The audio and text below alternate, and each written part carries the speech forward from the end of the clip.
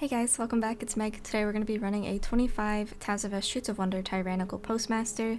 You can find my Legendary and my Unity in the top right, and my Trinkets and Talent Choices in the bottom right. This was our first time seeing this dungeon on anything higher than like a 20 at the time, so we were kind of guessing where we wanted cooldowns, but mainly just wanted to see how this fight felt on a 25, and except for one little mess up at the end on my part, I was actually very happy with how this went. First off, we're going to make sure that we kill This is super important because it carries one of our fan mail phases, as well as fills up my mana bar. I went ahead and used Diffuse to dispel myself here, and then I single dispelled Seishi because fan mail and money order are the two scariest things in here. They are also both physical, so Diffuse isn't going to do anything against those. I didn't send any cooldowns on this fan mail just because I wanted to see how it would go, and then Ovi blocked off the mail order. It can be blocked and turtled and I believe evasioned because it is physical, but you're not going to be able to cloak or anything like that. For this fan mail coming up in about 5 seconds, we also have bombs to deliver, so I'm going to go ahead and pop my Fort Brew as well as my Fallen Order just to hold us over until we get our buff active. I probably would have held Fort Brew going back and doing this again. I was pretty fine on health by the time that the buff kicked in because Fallen Order was putting in work. So in retrospect, I would have held onto it there and used it for maybe one of the money order soaks. Making sure that everyone is topped going into this fan mail because we have a money order coming up right after it, and we're not going to be betting on it going on someone with an immunity, so we're going to make sure that we are prepared for that. We are dispelling. I'm also going to end up using Revival here to get rid of the rest of those debuffs, as well as get everyone topped for this soak coming right here.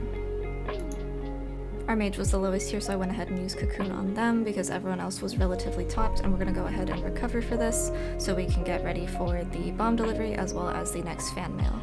You can see I'm doing a pretty good job about keeping my Renewing Mists up. I'm also trying to get as much use as I can out of Ancient Teachings.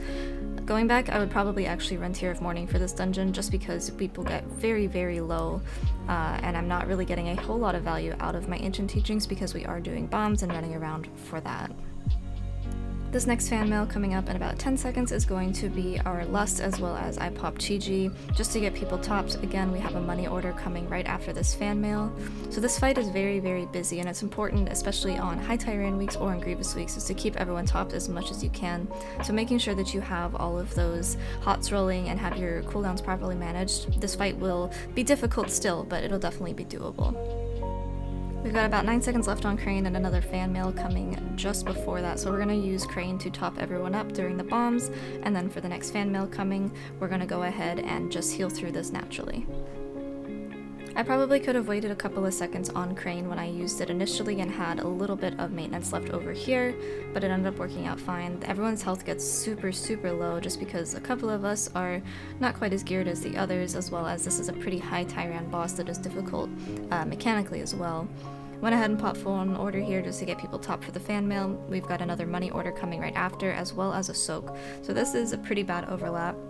If you didn't use Revival initially, you could use it here. For the soaks, we got lucky with our pools, but we're gonna go ahead and just keep everyone as high as you possibly can, because if you're missing any health, it seems like this will just kill you, especially for some of the softer classes that don't have defensives or high verse.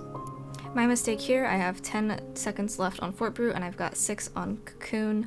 I end up losing our mage here. I should have cocooned them and then just held out for a second for myself for my Fort Brew, but I ended up panicking and I used Cocoon on myself and ended up losing her. So going back, that would have been what I have done, is just pop Fort Brew and cocoon our mage. But all in all, for not having seen this boss, I'm actually very happy with how this went. It'll only get easier with time and we'll be able to push it a little bit higher than this. So I hope that this was helpful. I hope that it kind of gave you insight into this boss and how to do it, and I will see you guys in the next video. Thanks for watching.